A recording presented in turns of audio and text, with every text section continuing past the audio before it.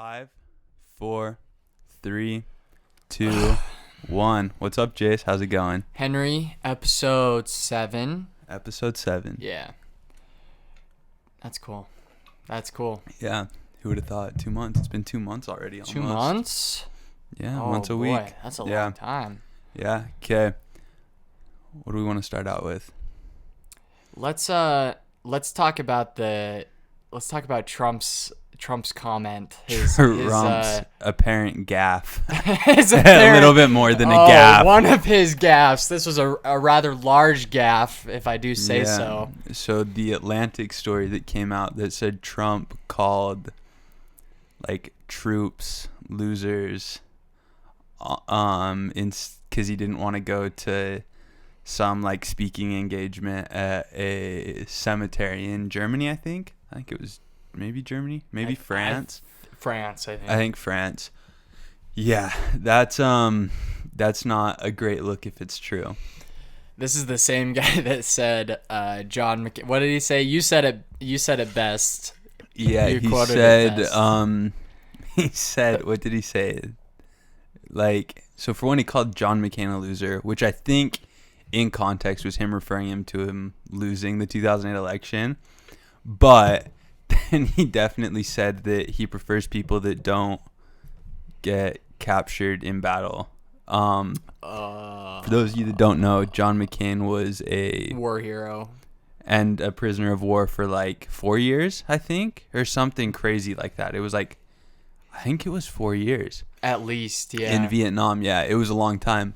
So, yeah, not a great look for Trump. Well, and the stuff he said about and I'm no fan of John Mattis, so don't take my words too seriously, but he's said some super bad stuff about John Mattis. He's said he's a bad general. I can't quote him exactly, but he said some stuff and then he fired him. Or no, he resigned because Trump was going to pull troops out of Syria. Yeah. And Mattis was not a fan of that, and so he stepped down. Oh, no one was a fan. I mean, Lindsey Graham, who's the biggest Trump fanboy out there, went to Trump and said, "Oh, you can't pull troops out. You can't do this. This is going to create a power vacuum." It's no, it's not. Yeah, it's going to create a power vacuum for your bank account. When was the last time putting troops somewhere else helped? It's been a long time since maybe World War II. Not maybe probably World War II. Yeah, was the Vietnam last time. War was completely unjustified, and then we went into it. No, Iraq was. I'm very anti, going into other countries, but Iraq was probably justified. Was Iraq weapons of mass destruction? Not Iraq. Not Iraq.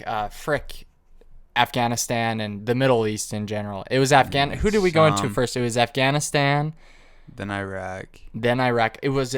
I think it was only Afghanistan that we went into first. Yeah. And then we went into Iraq. We've destabilized that entire region, though. Yeah, so difficult. It's we essentially destroyed the Taliban, but we've also destabilized the whole region. Mm-hmm. But then, so back to Trump's comments. On face value, they're super bad. I don't know how much I believe the story that came out. The Atlantic? Yeah, I would trust the Washington Post and the New York Times before I trust the Atlantic. Yeah, and also it seems like there's a lot of stories about Trump with anonymous sources saying something that he said. And I understand to a certain extent that's probably what you'll get out of an administration is anonymous sources, but it seems too easy to just kind of be somebody in the administration said he said this, whatever. It seems like a lot of hearsay. And the Atlantic kind of got caught in a lie on the whole thing because the reason that Trump gave for canceling, or the reason given for Trump canceling the trip to the cemetery that he did was that the weather was too severe. The rain was too severe. And so they couldn't fly there in a helicopter, and they couldn't, the Secret Service didn't have enough time to prepare a route that they felt was safe enough to get there driving. And the Atlantic said that the inside source said it was because Trump didn't want his hair to get wet. But who I can't remember. It might have been the Washington Examiner. I can't remember. Some news agency did some Freedom of Information Act or some request of documents that got them like the official Navy like kind of report from the day that said that they wouldn't recommend Trump flying in the helicopter because of the weather. So that's why I'm a little bit more skeptical of the report, because even though, I mean, Trump says some insane things, but I don't know, that seems like it was a little too convenient that as Trump was kind of rising in the polls and Biden was flagging a little bit, this story comes out. Joe Biden gives his first press conference in months the next day. I don't know. It seemed a little too convenient. To be fair, I wouldn't put it past Trump to say something. Yeah, I wouldn't put it past Trump, but it seems, I don't know, the timing of it all seems a little serendipitous that Biden hasn't made an appearance in months. This story comes out the day before he does his first press conference in like forever. It seems a little orchestrated to me. The Atlantic, probably not the most reliable news source.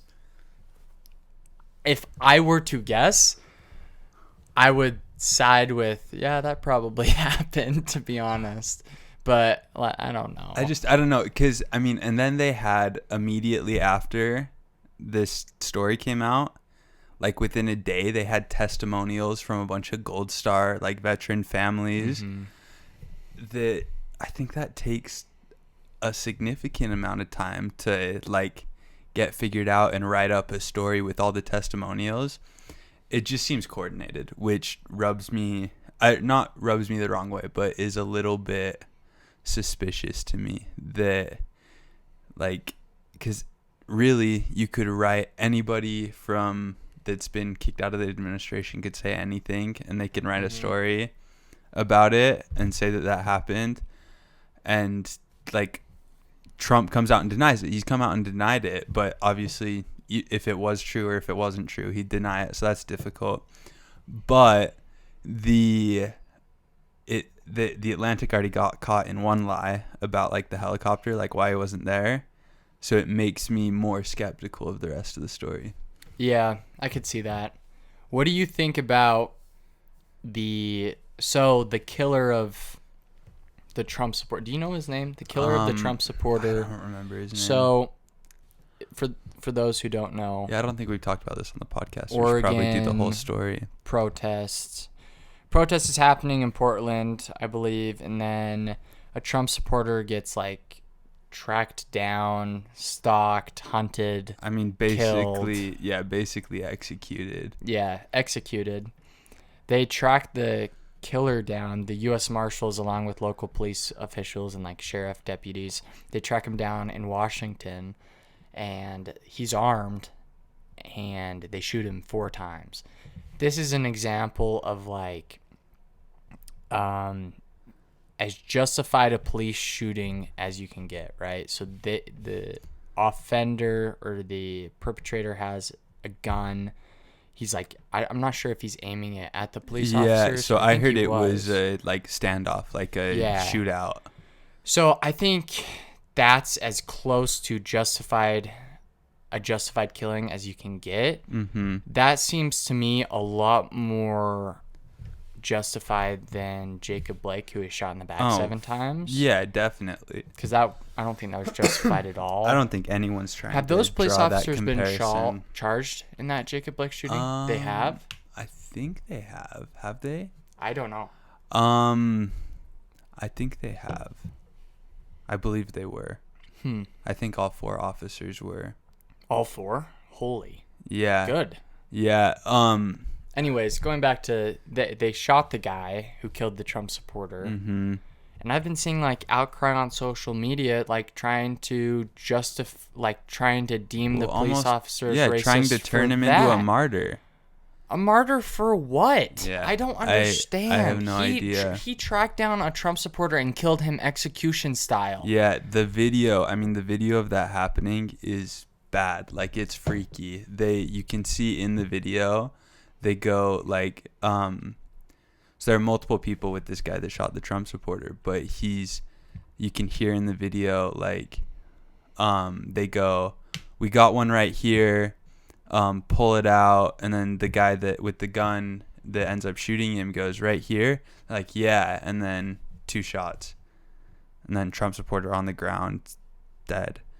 I mean, that's as clear cut of just like, and the reports coming out more recently is that there's evidence that they were like tracked him down, like had encountered him earlier in the day and tracked him down, which is just, I mean, horrible. So here's what I worry in general about police shooting, even murder suspects, right? Here's what I worry.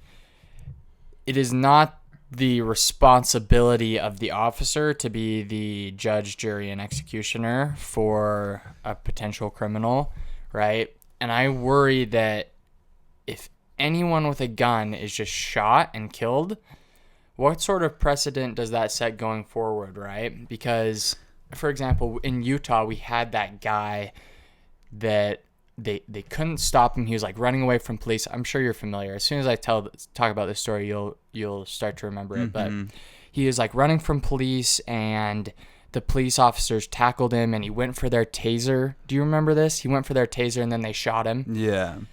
That scenario worries me, because if a police officer is incapable of simply rendering the suspect useless, so like I'm trying to think of that word, like just kind of neutral, not yeah, neutralizing. If they're incapable of neutralizing him in a way that's not killing him, yeah, I worry about where that is going to lead, right? Yeah. So every time I see like a suspect that's been killed by police, if he has a weapon and he's literally shooting at him, or he's aiming at him, it makes you think, yeah, it's probably justified. But you've also seen videos of police that are able to, with, you know, conflict resolution skills, they're able to talk that perpetrator out of that situation, or they're able to, you know, sort of neutralize the situation without firing their weapon. So it makes me wonder, what police training can they be given to help decrease the number of suspects that are shot? And because, like I said, you know, just going around shooting people every time they have a gun. I mean, a lot of people have a gun. Well, and I think you have to make a distinction between, I mean, this guy was like actively like in a standoff with police, and I think from what I've heard, he shot at the police. So how do you solve that as a police unit? How do you solve that without someone getting killed? Is there no alternative solution? I don't know. I think it's difficult, and I think there's something to be said for conflict resolution in a lot of cases. But if we're just talking specifically about this case, the dude before, like, he gave an interview to Vice, like, the day before, and was talking about, like, starting a civil war. Like, this seemed like a guy that he was already like in his head, he was like already dead, like he was already, and I don't want to talk about like this case in particular, like using conflict resolution, because I don't believe it was actually applicable. I think if he's actively shooting at police, I mean, if I was a police officer, I want to go home to my family, and I'm not going to take a risk with this guy that's shooting at me. I'm gonna kill him. Ugh, that sounds kind of bad, but I mean, like, I'm gonna do everything to protect myself, even if that means killing him. Yeah. So, and you know, a lot of these police shootings, as far as I know, are between. I feel like I've seen more videos of conflict resolution being implemented between white suspects and white police officers than I have with black suspects and white police officers. Would you agree? I don't know. I think the problem is it gets amplified. So I think you see, I mean, I think you're going to see more of the things that are bad than when, like, you're going to see more times when something, like, the outcome's bad than when the outcome's good. Those videos don't usually go viral when everyone, like, the person just gets arrested and walks away. So I think it's difficult because, I mean, almost not every time, but a lot of the time when there's something, when it doesn't end well, since everyone has a camera phone, like, the video comes out, it's all over social media. And so I'd be careful to automatically say that, like, make that comparison and say, oh, like, white people are more likely to, like, get talked down. And I don't know, maybe that's true. I just don't know for sure. And I'd be careful based on just, like, anecdotally saying, yeah, I feel like I remember more. Because I know those videos, like videos of people getting talked down when, like, race is involved and people are trying to make race involved with that specifically, get pulled up in comparison to situations where someone dies. To be fair, there is a lot of anecdotal evidence of, like, white murderers or, like, school shooters. The man that shot up the church in do you remember that? He shot up a church. He killed like 16 people. That one in New don't Zealand? remember. No, not in New Zealand. It was in the United States. Dylan Roof? Right? Maybe. That sounds really familiar. I think so. Yeah, I think that's his name. I just feel like those people are arrested peacefully a lot more often than black suspects. I always feel like when I watch white police officers dealing with black suspects, I realize this is anecdotal evidence. It always seems very confrontational, very energized, whereas when I've seen white police officers dealing with white suspects, I certainly feel that there's a different energy surrounding that situation. I realize that's anecdotal, but I don't think I'm alone in that. I think a lot of people feel like police officers I'd be nervous to make much the more assumption confrontational with black suspects than they are with white suspects. Yeah, and I'm 100% okay defending that because there's a lot of anecdotal evidence to support that. I agree. I just think it a lot of times in kind of the social media age, like little tiny video snippets come out of stuff. I mean, we've talked about the Covington kid, right?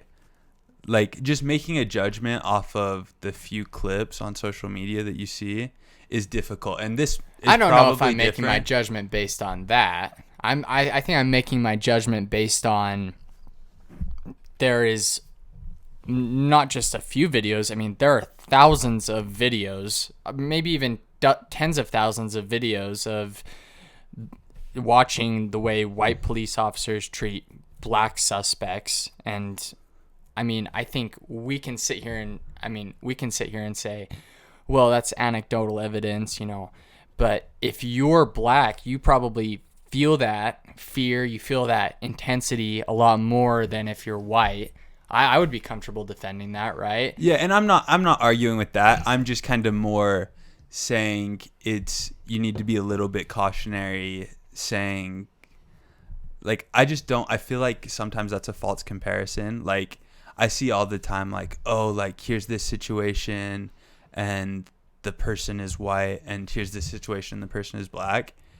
And I think it's a little bit of a dishonest comparison in some of those. And so my point is just, like, we need to be careful about making those Why do you feel it's a dishonest comparison?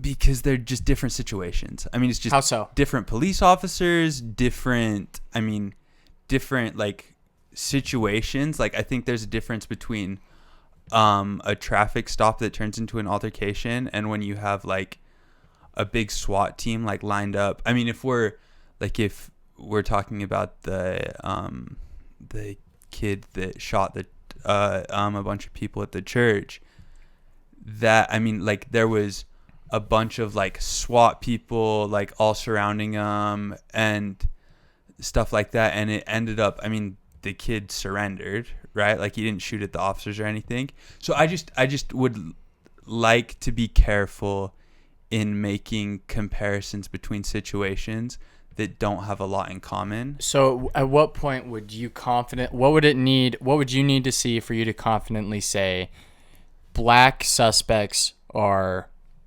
more likely to experience a different police officer than white suspects? No, I agree with that. Like, I agree with that sentiment. My problem is more with the way it's dishonestly presented sometimes, not with the sentiment itself. Sure. I would agree with that. Yeah, it's just like, because I could say, I mean, Tony Timpa Have you heard of him? I don't think so. Yeah. Maybe. Exactly. Tell the story. Right? So he's a white guy that, I mean, it looks like one of those. The police are like doing a raid on his house. He's on the ground. Like they get him out of his house. He's like laying on the ground. They tell him like, put your hands behind your back. Mm-hmm. He goes to put his hands behind his back, laying on the ground. He's flat on the ground. 17 shots. Shot 17 times. And so Sure. So I guess what I would say to that. Sorry, go on. I don't want to interrupt you. No, I just think like so that's an example where similar situations, like similar things happen. But I'm not like, by no means am I arguing and saying that that's not the like that doesn't happen, that there's not an unjust bias against people of color with the policing system. I'm not saying that at all. I'm just saying when you're dealing with something like that, making dishonest comparisons to situations that, when you really look at it, don't have an awful lot in common with some of the other situations, is does more to kind of hurt your point than it does to help it. Are you saying I'm making dishonest comparisons, or in general, like the media? I'm saying in general, yeah. I've seen a lot, like on Twitter, people posting like side-by-side videos of things. I think they're sometimes dishonest comparisons. Yeah, I would completely agree with that sentiment. Sure, like things are amplified by the media, right? Whenever a black suspect is involved, it's amplified. I think it's amplified because we are having a conversation on social inequity, racial prejudice. That's probably more amplified, right? And the media, I mean, say what you want about the media, but they're smart. If this is a hot topic in the news, they're only going to focus on when, and I don't think that's right necessarily. Yeah. Yeah, so I don't think we're in disagreement on this really at all. Yeah. Just that I would caution people to try and make sure that you don't cut corners when you're covering like serious situations that can undermine kind of the point you're trying to make. Sure. I would agree with that. Yeah. Yeah. So coronavirus. Let's talk about coronavirus. Starts in Wuhan lab. Why are we not taking action against China? Why aren't other countries taking action against China? Here's who has called for an investigation into the origins of the coronavirus. Russia, a bunch of countries in the EU, I believe including France. The United States has called for an investigation. I think Australia did too, and China freaked out at them. That's an interesting story. It's kind of weird. It's like, why would you freak out at Australia if, like, just calling for an investigation? Well, there was a state-run news. The editor of a state-run news said, compared Australia to sticking gum that is stuck on your foot. Yeah, that's China, what they compared Australia to. China state programming is a whole nother beast. Yeah, but that's very inflammatory language to. They were like literally feeding Australia they were feeding their people a bunch of anti-Australian propaganda for a while there. And like a bunch of tariffs Australians on Australia. A big ally of the United States, probably the biggest ally in the region in Asia. I guess Australia is considered a continent, but really, I mean, it's below New Zealand, China. Yeah, and I think I think the reason you haven't seen it is it's hard to focus on that when you're still dealing with the pandemic. So I don't know when we get through it, when there's a vaccine, if we're like, okay, like, let's really look into this. Like, is there someone to blame? But right now, especially, I mean, here in the US, it's like we're still like kind of right in the middle of this.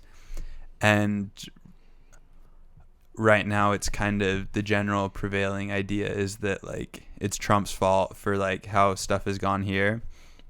And so people aren't really willing to, and I don't think we should right now look at that right now until we figure it out. I don't know. Are you a Chinese secret agent? Yeah, You're literally a CCP show. This is Chinese propaganda. Oh, you want to If talk I about was Chinese president- propaganda? Yeah. Okay. So if I was president, day one, I'm looking into this. Sure, you can deal with the stuff in the country too, but it started in Wuhan, dude. The virus started in Wuhan. We don't know that though. It's difficult. It's pretty certain. I Like 18 different countries have called for an investigation into China and the UN. I thought I just heard a report that they found like older, like Spain, they found it in the water. I don't know which doesn't how make sense. trustworthy I that is. don't understand that, but I think it's difficult. Like it's difficult to it's difficult to start going after another country when you don't have all your like eggs in a basket, like I think whatever. it's fairly I think it's fairly decided, especially among like the West, that the virus started in Wuhan. Yes, but so even if it started in Wuhan, you could do an investigation, but it doesn't really. I mean, what does it help when there's still people like dying at home from the virus? I would agree with that. I would agree. It does worry me though that, I mean, I'm more talking about an investigation into China concealing the true numbers of what they experienced, China concealing data, sure. China trying to conceal certain aspects of what happened, how they managed it, what they did. That stuff worries me because that would have been key data for them to come out with. Yeah, if And we they realized the refused- severity a week later. I mean, I think on totally altered it. I mean, that should be, and it affected every single nation Yeah. in the entire world almost. So, I mean, that seems worthy of an investigation to me. Yeah, and I could get behind that. And it's China. It's China. Yeah, who has a history of. Right. I mean, they're not like best actor, like the kind of model of integrity and kind of forthcomingness on the world stage.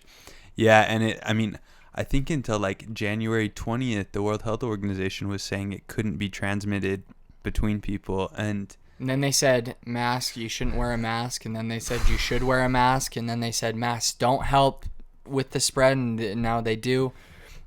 Okay, the World Health Organization has mismanaged this to the full best of their ability. Yeah. Trump pulled funding for the WHO, which I don't agree with. But on that same token, this was really mismanaged. Well, the by problem the WHO. and that's not to defend Trump, because no. compare WHO to Trump, and Trump is a billion times worse. if the Trump administration had come out and dealt with it well, the focus would they would be have had much more entirely on the credibility. World Health Organization. But since he kind of messed that up, the focus is 100% here at home on the Trump administration and the problems that happened there with the coronavirus response. And so that's kind of part of my point, is that I think the investigation into China and like the World Health Organization should be a little bit secondary to, like, we need to figure out at home how to deal with a situation like this, because I don't think this is the last one of these that we'll see. I think it will be for the next long time. Really? I don't think we'll see another global pandemic like this in our lifetime. I don't know. I mean, people, like, experts are kind of, especially with like factory farming and stuff like that, experts are worried about, I've seen reports that people think there will be more of these in the future. They'll happen more often. My only counter to that is, why haven't we seen one earlier then? Why is this our first? First in modern times, first since like the Spanish flu, right? Yeah, and there was like minor pandemics kind of in the 60s. Yeah, and nothing like this though. Yeah, nothing like this, but I think part of the reason, and maybe not so much on this scale, that like everything shuts down, whatever, but maybe more on the scale that we'll have more novel viruses emerging from places like China. So I don't know, and I don't know how the response happens, like how that but I think we need to get our ducks in a row on the issue before you can start really looking into China. Trump's strategy with this coronavirus was so smart because he completely fumbled the bag on trying to prevent the spread, helping states.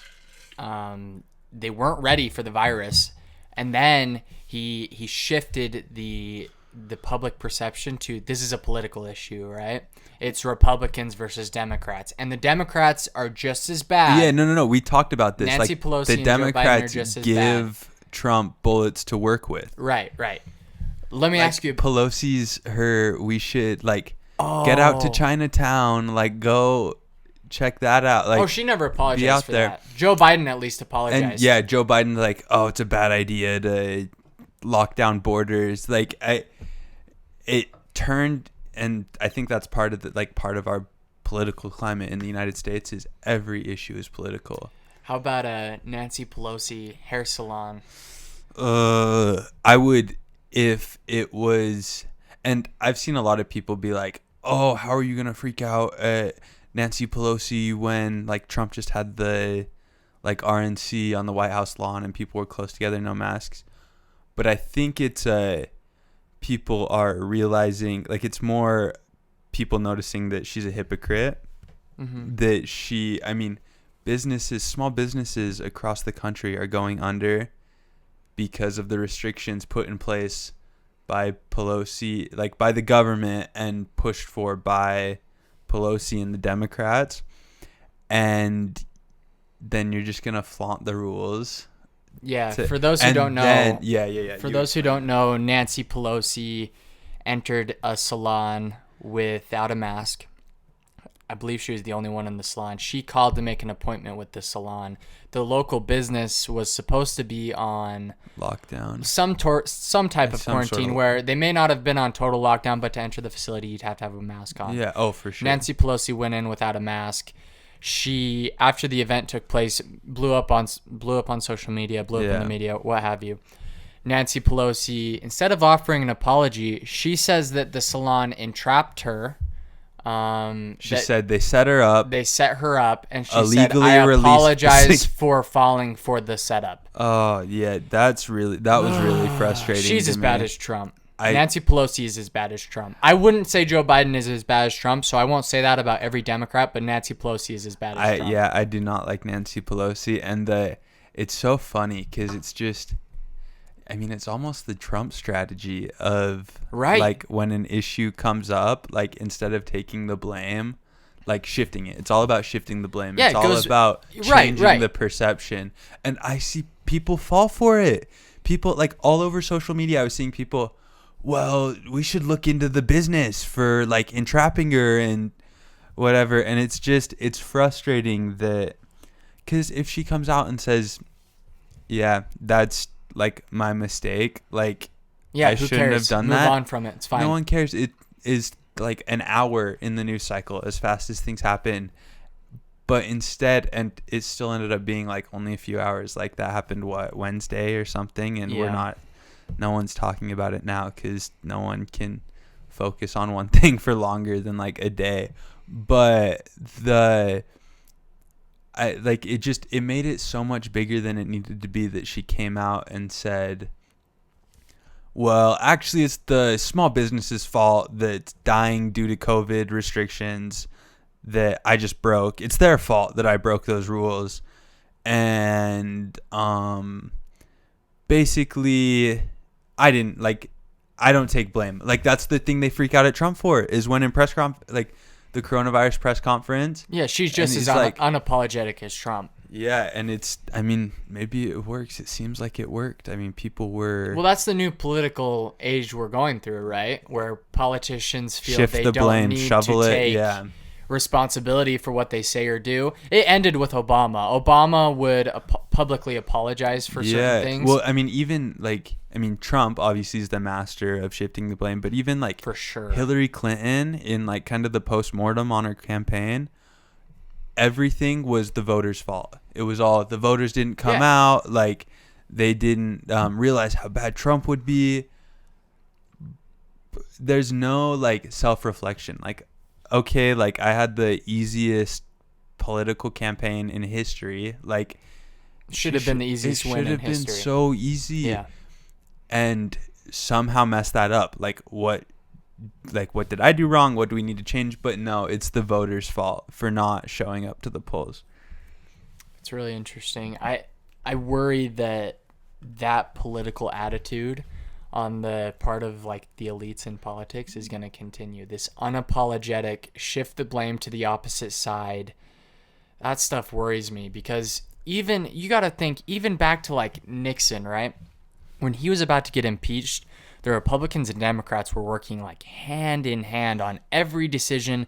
Everyone was involved. If the he hadn't Republicans resigned, held the majority in the Senate. Yeah, exactly. If he hadn't resigned, he would have been impeached. And he would have been convicted too. Yeah, exactly. But there's just for one, there's no accountability. There's no personal accountability in any politician. Like, in any of the politicians. And there's no, it's weird to me that you blame you kind of weaponize your loss or your issues and blame the opposite side, whether it's the Democrats blaming Republicans or Republicans blaming Democrats or both parties blaming voters for not showing up. It's weird that you're weaponizing the issues against people that like aren't really involved in the issues. Like maybe you could make a point that if more people had voted in 2016, Hillary Clinton would have won. But maybe if Hillary Clinton had not, she didn't even, when she got the nomination, the Democratic nomination, she didn't even make a speech. She sent John Podesta up to make a speech for her. Like there's just a total disregard for kind of your constituents, like the American people in that regard. And it's just, both sides do it and it's not getting any better. See, Obama was an elite politician, but he was very polished, and I think he was very relatable in a way that Hillary Clinton wasn't. He was good at being like he was a like a showman. He was like a gentleman, and he was smart. He was quick on his feet. Hillary Clinton is the opposite, right? She just got done with the Obama administration. Benghazi had happened. The Republicans tore her apart from that. She deleted thousands of emails. She was getting investigated by the FBI. James Comey came out and said all of this stuff right before the election day. She blames James Comey partly. Yeah, it's never your own fault. There's never any introspection. Yeah, and this was the same guy that was spying on the Trump campaign. Yeah, and I'm not afraid to use that word because it was spying. Mm-hmm. Whether it was legal or not is up for debate, but he was spying on the campaign. Yeah. I want to talk a little bit about where you think the economy is going next 10 years. Recession? Within the next 10? I don't know. It'll be interesting to see. I think what happens in the next year to 2 years will be super telling to where the next kind of decade goes. Because I think if we get a vaccine soon, people rebound pretty well. You don't get massive waves of closure of small businesses. Like if that recovers well, then I think we could. It'd be a blip, right? For sure. Like there's the dip in the economy, but I think it could be recovered. On the other hand, if we don't get a vaccine for another year, small businesses just can't survive because there are restrictions. There's another wave of coronavirus that shuts everything down again. Like if that stuff happens, then we could be in a recession for a long time. But what's weird is like the stock market's at like an all-time high right now. Almost. I mean, it's just like and typically like I don't know, maybe not correctly, but has taken the stock market as an indicator for how well the economy is doing. But yeah, it's partially an indicator, right? yeah, but it's like, so right now, and the stock market in a sense is an indicator of people's confidence in the economy. Yep. So that the stock market's high can maybe tell you a little bit that people are pretty confident in the economy. And some people are not very smart about that stuff, but there's a lot of really smart people that deal with that. And so if they're confident, it makes me a little bit more confident. But I don't know. I think it could go either way. And the next year and a half will be super telling. Here's what I think. So coronavirus hits, we get trillions of dollars in government assistance for small businesses. We get the CARES Act. A bunch of government loans go out through the SBA, PPP, EIDL. Mm-hmm. These government loans are... So let's take a look at what EIDL is. So EIDL, if your business can even slightly support itself, you can get an EIDL, right? It's a $150,000 loan at like a 2.75% interest rate. There's no payments for 6 months, and it's split over 30 years. It's right? just like a stopgap to keep you alive. Right. So that's just EIDL. That program, businesses haven't had to make payments yet. Those payments are going to start in the next couple of months. Yeah. Same with PPP. PPP was 2.5 months worth of payroll. So you take your payroll times 2.5. And that loan can actually be forgiven if you use it toward at least 75% towards payroll. And then the other 25% can be used towards utilities, mortgage, all of that stuff. So you've got EIDL and PPP that are essentially holding up the economy with two legs. And then you've got, lenders, some private lenders are saying, we're going to defer your loan payments for 6 months. Mortgage payments are getting When all of deferred. this stuff starts, when all of these businesses have to start making payments on these loans, or the PPP loans aren't forgiven, I think you're going to see the economy tank, because the businesses are propped up by these loans right now and this government assistance. And as soon as that assistance stops, as soon as unemployment payments stop, as soon as EIDL payments become due, PPP, if you don't apply for forgiveness, those businesses are going to be hit with a huge monthly payment, because it's like a 2-year loan or what have you. If it's not forgiven, and that's a lot to pay back in 2 years. I think as soon as this government forgiveness stops, I think you're going to see the economy tank. Yeah. So I could see easily within the next 2 years, even within the next year, especially depending on the results of the next election, I could see a major recession incoming. Yeah. So I think, and I think that's kind of how I was talking about, like in the next year and a half will be super telling. Yeah. If you can turn it around, or policies like it kind of extend the life of these businesses, which I think we need to do, because like you need the small businesses for they're kind of the base of the economy, is these like the tens of thousands of small businesses. So you need to extend their lives past through the pandemic. And if you can just extend that until the economy, until things kind of return to normal as far as consumption, Sure. Yeah. I think we'll be able to weather it. But that's a big if. Yeah, and you've got to look at the Fed too. I mean, the Fed spent trillions. I mean, literal trillions. Yeah. And we're not going to be hit with those taxes for a long time, I don't think. And rates are going to... The Fed chairman, what's his name? Something Powell. Oh, yeah. Powell. I can't remember his first name, but Powell came out and said... Colin? No. Maybe. I don't know. He came out and said rates... So SBA rates are like the lowest they've ever been, especially with 504. It's like a 2.26% rate on the second mortgage of a 504. Those rates are going to stay insanely low for a long time. And low rates means...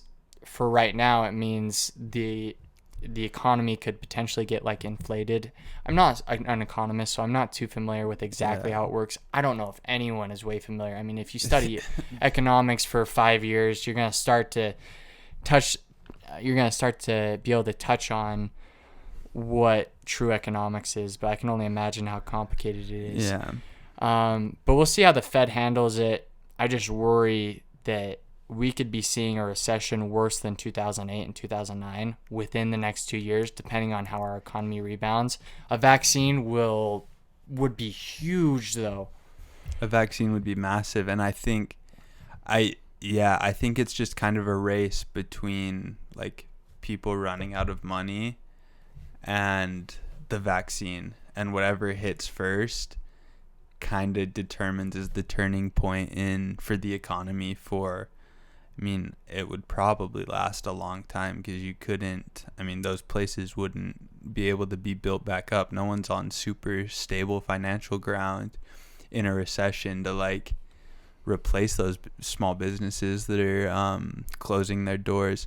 So yeah, it'll be interesting to see over the next 4 or 5 months how progress on a vaccine. It's looking positive. It's looking pretty positive right now. Yeah, Fauci came out and said we could expect one before the end of the year. Yeah, so if that happens, I think that's a really good sign for the economy rebounding. Yeah, I think so too. But you never know if something goes wrong. They get to like the final stage of clinical trials and it's like, we can't use this, and it gets delayed another. One good thing is there's, probably hundreds of separate companies working on a vaccine, and like several going to trial at once. So hopefully, and trying to be optimistic about it, like hopefully what Fauci's estimate is correct, that we get the vaccine by the end of the year. And then I think that could kind of save the economy, because things will get back to normal. People will start going out to like start consuming it kind of their regular rate. And it's just kind of a waiting game. You have to wait and see what is going to happen with that. Right. I would agree. Yeah. We're both Joe Rogan fans. We both enjoy his show. And pretty recently he had his huge Spotify deal, the $100 million deal to move to Spotify. But in the last week or two, he officially like moved his library over to Spotify, his first like Spotify episodes. And when he moved it over, and they like part of the announcement was that his entire back catalog would be available on Spotify. But when he moved it over, a lot of the more controversial episodes disappeared from the back catalog. What do you think about that? Right, like Alex Jones, Ben Shapiro, Milo Yiannopoulos, Gavin McInnes. Gavin probably. McInnes, yeah, a lot of those ones. Joe Rogan explicitly said when he was talking about the deal, like, this isn't going to take away my right to post whatever I want. I'm going to have total and complete freedom. Yeah, they're just like, Spotify's just a distributor. Yeah, like, I'm still. But this is evidence that Spotify's not an idiot, right? They're not going to give Joe Rogan total control for $100 million. He's not going to own those videos like he says he is. Yeah. And no one can read the contract, right? Yeah, I'm sure exactly. There's so many SNDAs with that thing, but it worries me. It just makes me think maybe Joe Rogan isn't quite as genuine as people think he is. Yeah. Yeah. But you put $100 million in front of me, and I probably am not going to be too genuine either. It's interesting to see that. Joe Rogan was kind of not a beacon, but like his whole thing was, I'm all about talk speech. To people. Yeah, like I'll talk to anybody. So I wonder if it was Rogan's choice that they wouldn't be on there. Just, we don't want to like stir up waves, maybe push them, like sweep them under the carpet, or if it was Spotify that, like, that's basically censorship, right? Like, and they're still available on YouTube right now, and I'm sure will be available there forever, but it kind of makes you think, like, what's the future of for one, Joe Rogan's podcast. And I mean, people, when he moved to Spotify, were thinking it'd be a really good thing for kind of speech, because YouTube had a monopoly on that space of video, like as a video platform. They had a monopoly. And so people were thinking that with Spotify starting that could kind of stop that monopoly a little bit, fight that, and maybe open it up that YouTube can't just have this kind of iron fist, like we decide what content goes on the platform, and like you can't, because then people could just move to Spotify. But this makes me a little less optimistic about that, seeing that.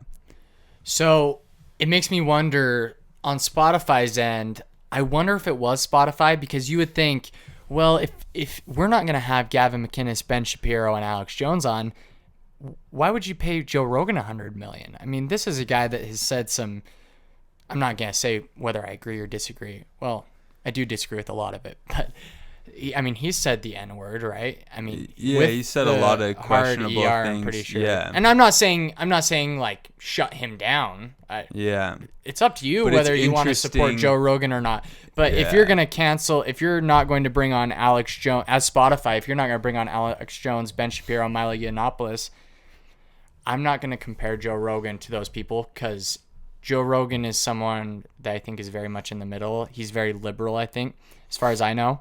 He's super liberal. But he has said things that could be viewed as inappropriate for Spotify, especially when comparing what he said to Ben Shapiro, Milo Yiannopoulos. So what I'm saying is, if I'm Spotify, why cancel Alex Jones, Milo Yiannopoulos, and Ben Shapiro and not cancel Joe Rogan? And I'm not saying any of those people should be canceled. I'm not arguing for that. But as Spotify, why would you do it just for that select? Is it because Joe Rogan's so popular and you can look past his, him saying the N-word? Yeah, the different things he's done. Well, it's kind of a question too of like, where do you draw the line and where does it stay? So say like today we go, okay, like maybe you don't want Alex Jones or Milo Yiannopoulos, and not that I agree with that. I'm not a huge fan of. We're not going to be the ones to decide what should. Yeah, we're not. Yeah, exactly. But so maybe the line's there today, and then, but what about in 2 years when people aren't happy with you having? I mean, there's a lot of people that he's had on that. You just don't know that if you're completely determine who you allow on his show or what episodes you're going to allow based on kind of the social whims of the like prevailing social current, then you end up, that's just a moving line. Like the goalposts move all the time. And if you try and keep up with that, maybe it's Milo Yiannopoulos today and tomorrow you're not, like, no. And one thing is, a lot of the people that got kind of kicked off were conservatives. Almost all of them. So what if it's like today it's Milo Yiannopoulos, like an alt-right basically personality, but tomorrow it's just any conservative. Sure. And it's worrying.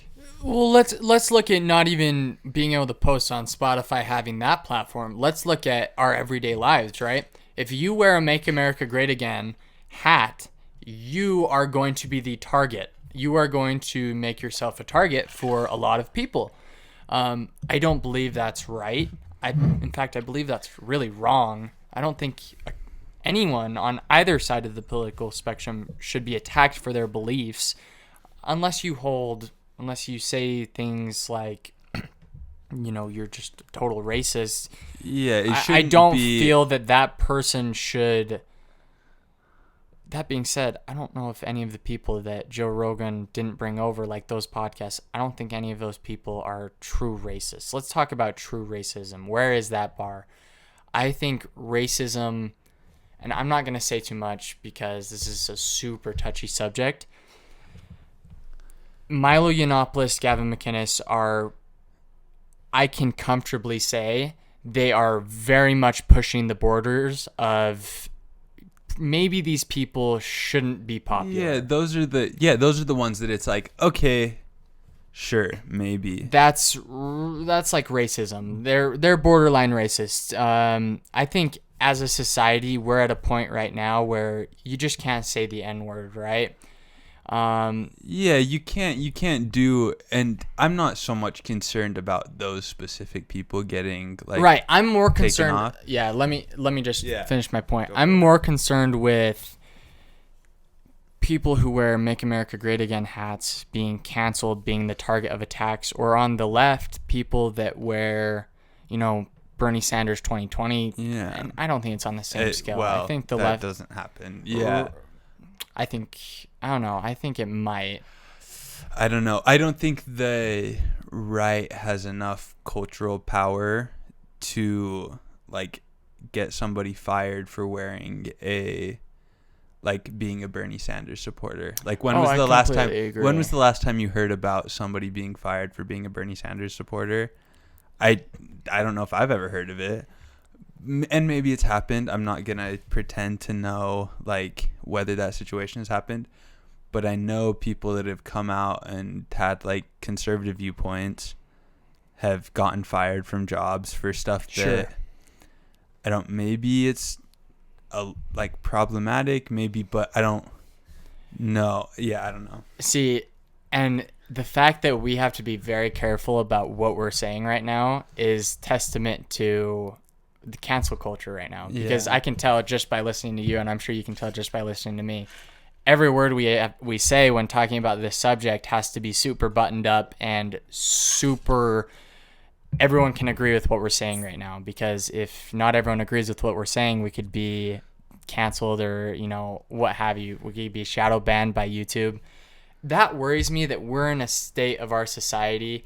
And I'm not someone that wants to say the N-word I'm not a racist, neither are you. We don't hold those views. But that's the problem is and I'm not saying you shouldn't be careful about not saying stuff like that, because we should always be careful about what we say and make sure it's not disrespectful to a certain group. I mean, that's just respect, right? You should have a certain level of respect for dealing with racism.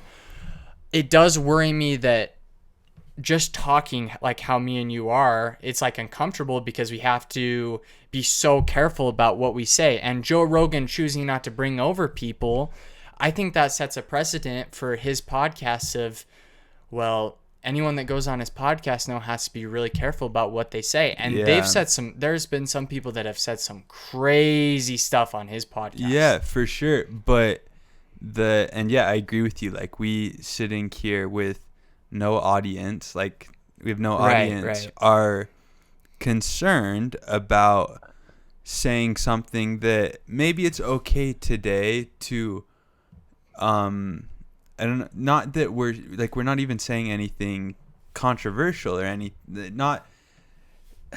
we're not saying anything cancel worthy or whatever, but the moving goalposts scare me. Right. Maybe today it's not taken like that, but so disagreeing, 10 years from now? like saying that we shouldn't, like today it's not, it's a little bit controversial, but not cancel worthy. That if we say we don't think that like people like should be canceled for their difference of opinions. Right. Yeah, they shouldn't.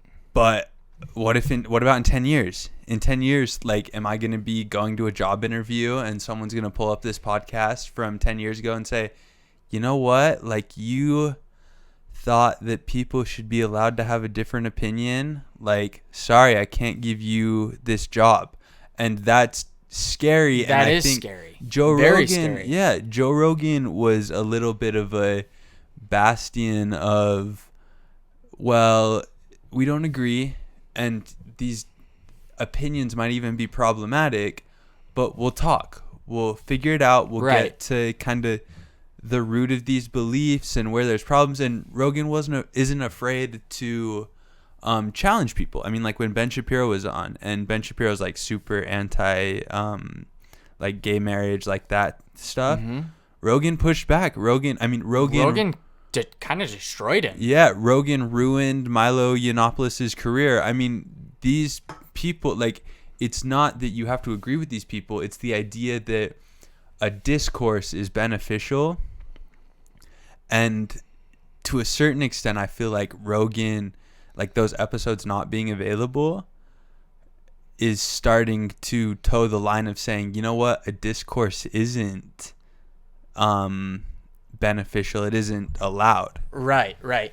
And what worries me is when you say to these people, you're not allowed to have these beliefs, be quiet, toe the line, conform, that makes people dive into those beliefs even more. It strengthens those beliefs they already had, right? Yeah. Hate thrives in darkness. Right. And when you, not only does it thrive in darkness, they're going to go off to a platform, or they're going to start conglomerating together, and those views are going to be shared, and they're going to get much harsher than if I were to sit down with someone and say, okay, what do you believe? Let me change your mind. Let's Here's talk, why. Here are the problems. Right. Yeah, exactly. Right. Here, when we say to those people, shut up, conform to what everyone else thinks, it worries me because, I mean, we're both liberals. That used to be a liberal ideal of, freedom of speech. Let's talk about things. Let me change your mind. Here's why you are wrong. Yeah, and instead seems like we're it's moving. gone. Instead, we're moving towards a day where,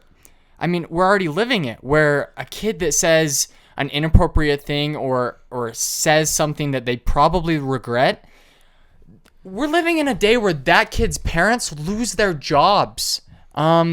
And I just don't think that's right. I don't think that's okay. I think having the ability to view what you've said and done in a critical light and try to change that and move forward and change who you are, that's critical to building a society where everyone is lifted up.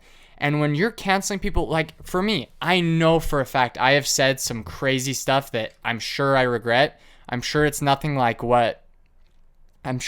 terrible. I don't think I've ever said anything terrible. But when I was younger, I'm sure I said those things. I have... But who sets the bar? It's like, so the things you right, said... everyone has said stuff that they regret. Everyone has said stuff like that. I've never said anything that I think would get me canceled, which is good. Today, right. What about in 10 years? Like, that's where, and we're kind of... It's a little bit beating a dead horse at this point, but it's like what is okay today is not, it like might not be okay in 10 years, and you don't know. Like, you have no idea. And there are some things that I'm like, okay, like even if saying a racial slur was socially acceptable 60 years ago, like I'm not a big fan. Like, I still think like it's wrong to say that. Like, that's not a great defense of like, oh, socially acceptable. But as that moves, as that scale moves to less and less severe things that are not acceptable, it scares me that as it picks up momentum, it's going to go too far, and like discourse, like talking, having different opinions and discussing it, it's not that far off from being canceled. Right. If you view history under the light of today's standards or today's like morality, you're going to find that much of history was racist. I mean, some of our greatest heroes, Abraham Lincoln, George Washington, Benjamin Franklin, these are people that, although what they did was socially accepted then, would certainly not be socially accepted today. So you cannot view history's events, you cannot view things that have happened in the past under today's morality, under a constantly shifting goalpost, right? You just can't. You can't view people like that. And I wholeheartedly believe that the best way to change people's minds is to sit down with them and have a conversation about why they're wrong and why what you believe is right, right? So if I were to sit down with someone that was a harsh Trump supporter, had held borderline racist views, I'm confident I could change their mind. I like to think I know what I'm talking about. I know about all of these societal standards. I know that I could at least sway them in my direction, or I could at least hope I could sway them in my direction. There's a lot to be said for not even changing somebody's mind. That's great if you can take somebody that holds these beliefs and change their mind. But discourse isn't 100% about changing somebody's mind. It's understanding. Like, if I know why somebody believes something the way they do, has an opinion they have, it's so much easier to realize, to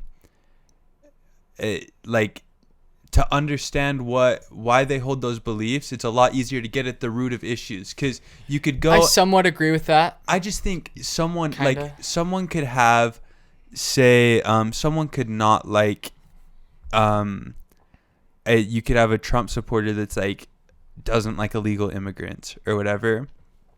And on surface value, if you just knew they didn't like illegal immigrants, you could be like, the instant kind of the go-to is like, oh man, this person's like racist. They don't like these people. But when you start discussing, maybe they lost their job to like an immigrant, and while it's still not right, their belief's still not right, you have a little bit more understanding, and you can, and maybe the point is to change their opinion, but you can't do that by just like screaming at people from a tower. I agree. Surface level, I agree with that. I don't know if it's our responsibility to so say someone like doesn't like black people. I don't know if it's my responsibility to learn why they don't like black people. I think that's an inherently racist view, right? Yeah, it's just like saying, why don't you like Jews, right? You're never going to convince somebody, though, to change their beliefs by just yelling at them, right? Well, I'm not saying yelling at them, right? I mean, not actually yelling at them, but just like talking at them instead of talking to them. I see what you mean. I see what you mean. Much more giving them the opportunity to at least share their views. That's when you can start having that debate and start trying to change their mind. Exactly. If you say, here's a 5-page document, you have to read this and change your mind, and don't say anything while you read it, that's where you're never going to change anyone's opinion like that. I would completely agree. Yeah, it's like reading the headline of a news story and expecting to understand the entire like article, right? Like, it's, you don't get all the nuance, you don't get you don't really know everything. You're not as well prepared to kind of do those things, to have that discussion. And so my thing is just, I am worried that a day will come in the not too distant future that discourse is frowned upon, and then there will be no progress. There's no opportunity for change. There's no there's just no progress. And then you force these people that hold these problematic beliefs into an echo chamber where their beliefs just get magnified, and we're heading in that direction. And I think we need to do something to stop it. I don't know what that is for sure, but I think censoring Joe Rogan's podcast is where we kind of started this whole discussion. Yeah. Is not the right thing. And that's the problem, right? Is even having a discussion about how we can change this moving goalpost, how we can allow these people to have this discourse, is potential for being canceled, right? We're trying to battle with a certain level of, I mean, think about it like this. These companies, these major companies, almost have more power than government agencies. Like, I mean, I don't know if they employ more people, but we're at a day and age where private companies are setting the moral standard for the rest of the United States.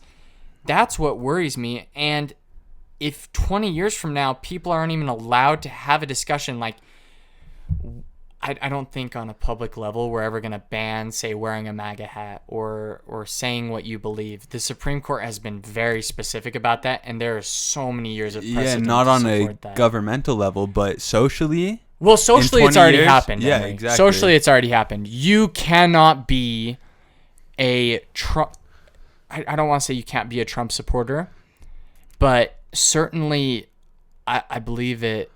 You're If gonna you have walk into a random crowd with a It's MAGA hard to talk hat, about. yeah, if you walk into a random crowd with a MAGA hat, the reaction's going to be much more negative than if you walked into a crowd with like a Bernie 2020 hat. Sure. And I think that's, Maybe. I want to push back on that a little bit because I think if you were to go, I watched a video just the other day of a man, a white guy, might have been a white girl, but holding like a Black Lives Matter sign in southern Arkansas. Oh yeah. Did and you see for that sure- video? And people are driving by like, you idiot, or you don't belong in this town. Trump supporters can be really brutal Yeah, and too. it So depends I on the don't group. want to. It I don't depends want on to the just group. focus on the left because the right can be very, very brutal. For sure. But I think the right is less likely to want to socially ban discourse. And I think that's kind of the topic we were on. Or it matters less because kind of conservatives don't control like the environment on social media. Or so I think that, I mean, and obviously we're not trying to say that it doesn't happen on both sides, but I think especially when we're talking about social media, it's more pertinent to discuss kind of the left's reaction Sure. to I would agree with that. yeah. Yeah, and it's worrying, and hopefully So how do we change it, right? I mean, me and you can't. we're trying. that's- I think that's the point. Here's what I want. I want more people to feel free to discuss what they believe than it currently is, right? When I see there's this, on TikTok, there's this great TikToker, I can't remember the username, but she's like they are like gender queer, and they get asked questions all the time of like, do you feel that people should get canceled for saying something like this? And she's like, no, or they are like, sorry, I'm using the wrong pronouns, but I'm not sure what pronouns they like. They're like, no, I don't believe that they should get canceled. And I don't believe that cancel culture should be a thing. And all the comments are like, I completely agree with you. This is so important. Like Trump supporters, you could tell it's like, I'm a Trump supporter, but my respect for you is like going through the roof. Or they use that emoji like that the chart. like stock thing. Yeah. And I think that's so important, right? Because they're using their platform to affect change and change people's minds by garnering enough respect by saying, I don't think you should get canceled for your views. I don't think that you should be socially ridiculed for what you believe. Instead, let's have a discussion and let me change your mind, right? Yeah, and more people like that need to step up. Why has the Democratic Party not stood up and said, what you guys are doing, this, for example, why hasn't the Democratic Party gone with the Republicans when they're questioning these tech giants? Why haven't they joined side and said, if I was a senator, I would run as a Democrat, first of all, if I ever ran for office. Yeah. But I would 100% stand up with the Republicans with this ban. Your guys' shadow banning, straight out banning of conservatives is completely inappropriate. You are acting as a publisher, which is against what's it called? How they're classified. Whatever. You're acting as a publisher, and it's inappropriate. And if you keep acting like a publisher, we're going to do A, B, and C to make sure that behavior stops, right? Yeah. I would be the first one sticking up for that. And I want to believe that conservatives would also stick up for that. But I don't know. If the ball was in the other court and tech giants were banning liberals, who knows? Conservatives probably would do the same thing the Democrats are doing. And it's so... I think there's just... discourse is so beneficial to... I mean, there's almost no situation where discourse doesn't help. And if we get to a point where people are afraid to share any viewpoint that doesn't completely conform to kind of the mainstream ideology that's kind of socially correct, like politically correct, that ideology, then there's no way to weed out the like extremists, right? Sure. Like if I mean, there's a big difference between kind of an extremist and somebody that just like, oh, maybe I wouldn't say that, but like that mostly agrees with a message, but like has a little bit of a disagreement.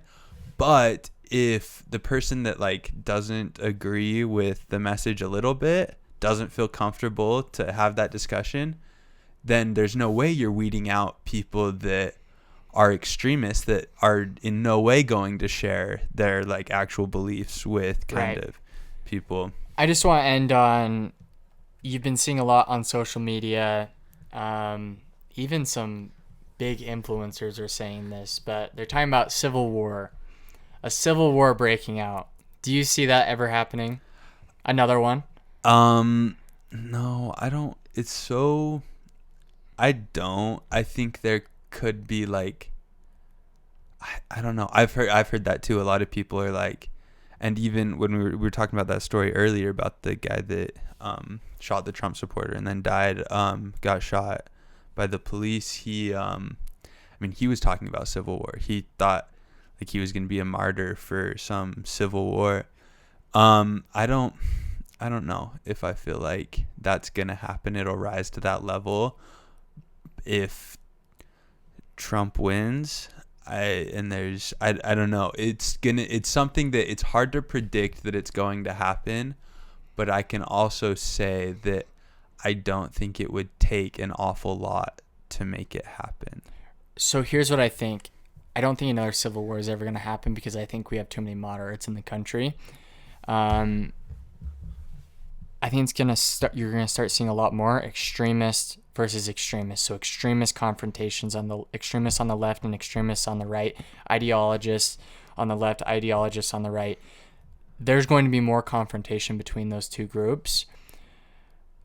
I think that confrontation is going to go down if Biden gets elected, and I think it's going to go up if Trump gets elected. What's interesting, so I saw a report that a bunch of like some political like analysis group ran a bunch of kind of simulations with different outcomes of the election, and not to push back, I think everything's gonna go to crap if Trump or Biden wins. Like it's not whatever. They said the only way that they didn't see a great increase in kind of civil unrest was a Biden landslide victory is the only way that it won't like increase. Right, because there would be no doubt about whether Trump won because of mail-in voting.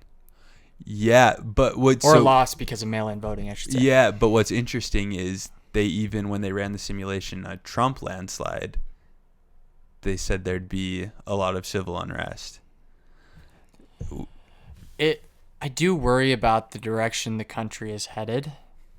I look at where we've been for hundreds of years. I wish we would have corrected some of these issues early on. I wish we would have corrected, and look, this country, whether some people want to admit it or not, was partially built on slavery, right? I think as a country, we've struggled to come to terms with that reality. I mean, you saw Jim Crow laws in the 60s. What the hell? I mean, why? Why were we still having these discriminatory policies 50 years ago, 60 years ago? We needed, as a country, to address these things a lot earlier. And because we didn't, we're still having to deal with these issues now. And they've become so magnified, and it's like there's this giant bottle, right? And we've continued filling it with like social unrest instead of just emptying the bottle at one point or another. The Civil Rights Act helped, but we haven't been able to empty the bottle of civil unrest. And now I'm worried that if Trump gets reelected, we're going to start to see some really concerning things happen. And believe it or not, I think the country's moderators, if you will, like the country's referees, is going to end up being the Supreme Court.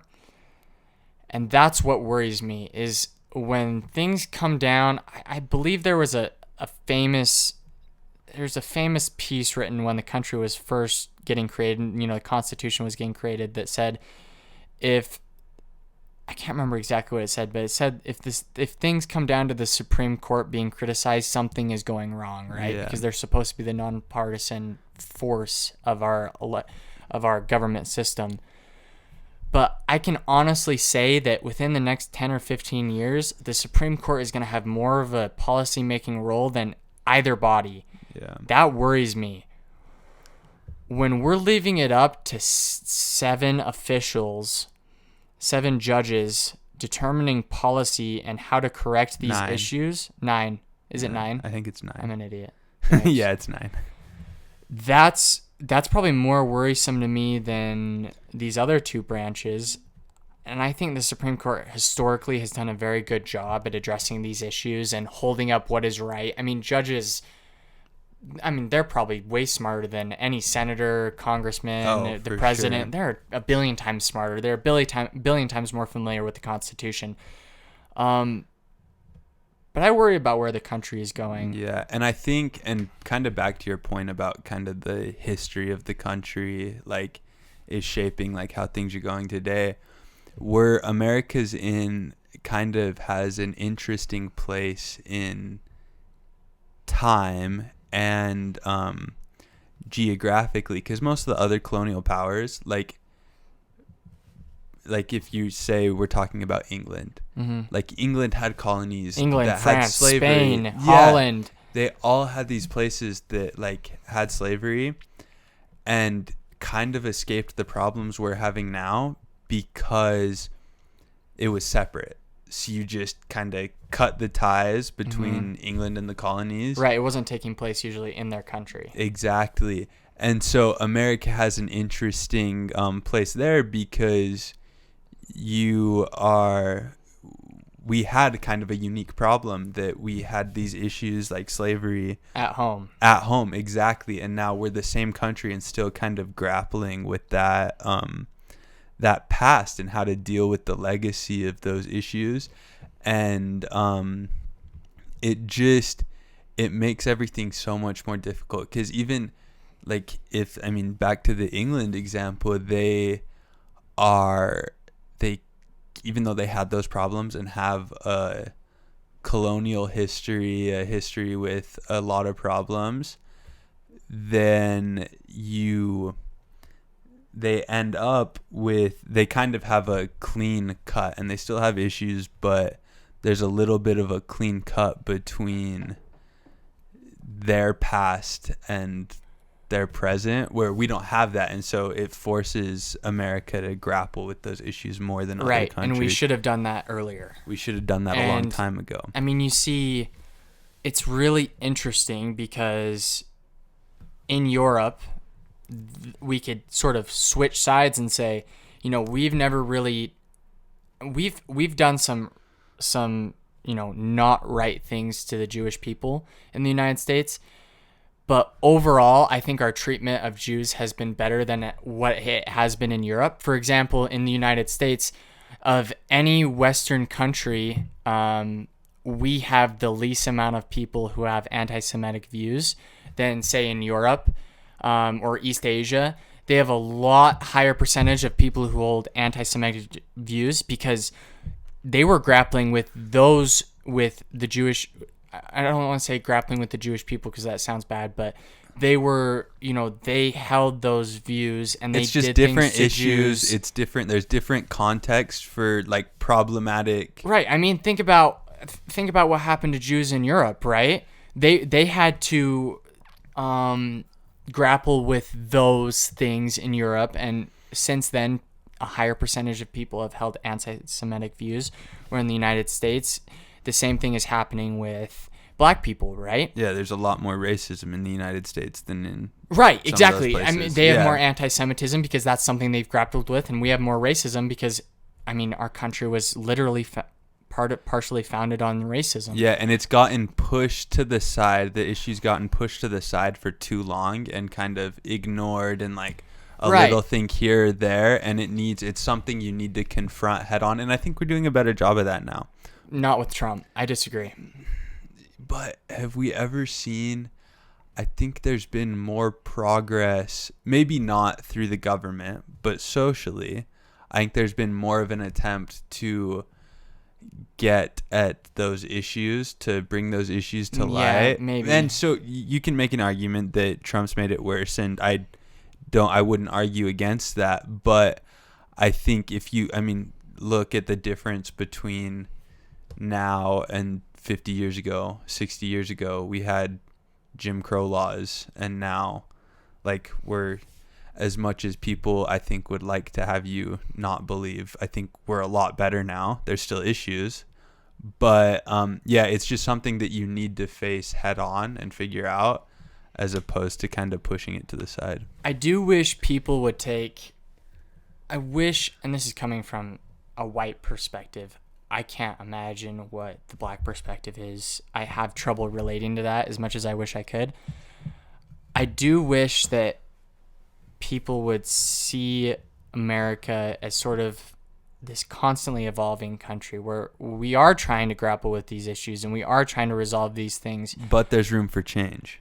Oh, yeah, dude. That's like the whole point. Let's work on trying to change those things. Let's not accept it for how it is, right? There's a tendency for a lot of people to just say this is how it's going to be forever. No, you have to advocate for change. You have to advocate for reform, and let's work on changing these things together.